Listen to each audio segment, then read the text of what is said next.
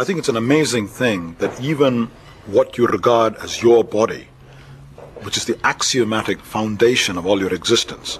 After all, you're a person, and this is your body, and I can wiggle this finger, and I don't think of this cup as my body.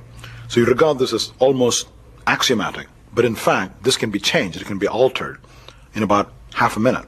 The way you do it is, if I were to put my hand under the table, and if somebody were to stimulate my hand repeatedly, and simultaneously stimulate this table or this cup, so I'm not watching my hand being touched, but I'm watching the cup or the table being touched.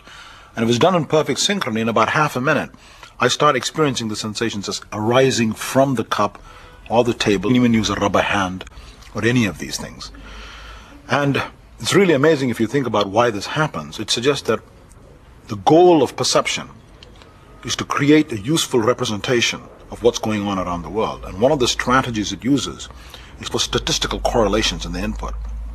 In this case, the brain says, what is the likelihood that my hand is being stroked and touched in exactly the same way that the table is being stroked and touched, or the rubber hand, simply by chance? This can't be right. This means that the table is part of me, or the rubber hand is part of me.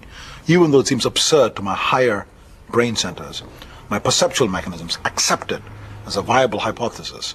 So now the table or the cup or the hand becomes assimilated into my body image.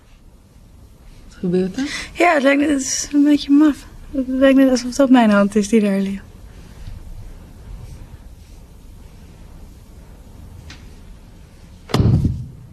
And one of the things we showed was if you now bang the table or hit the rubber hand, you get a huge galvanic skin response, which is a measure of your instantaneous reaction, emotional reaction to the object being hit.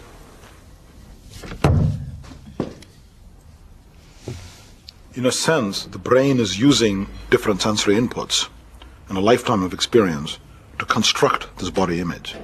It's an amazing idea that even though we take the body for granted, we regard it as the foundation of our existence, in fact it's a purely illusory internal construct. One proof for this just comes from the experiment you just saw. But the more striking evidence comes from clinical neurology and from studying patients. There are patients with an extraordinary syndrome called phantom limbs. If an arm is amputated, the patient comes to vividly feel the presence of the arm, even though his vision is telling him that the arm is not there, and he knows it's an illusion. This doesn't eliminate the illusion. He still feels a compelling sensation of the arm being there, or the arm moving, and reaching and grabbing something, grabbing the phone when it rings.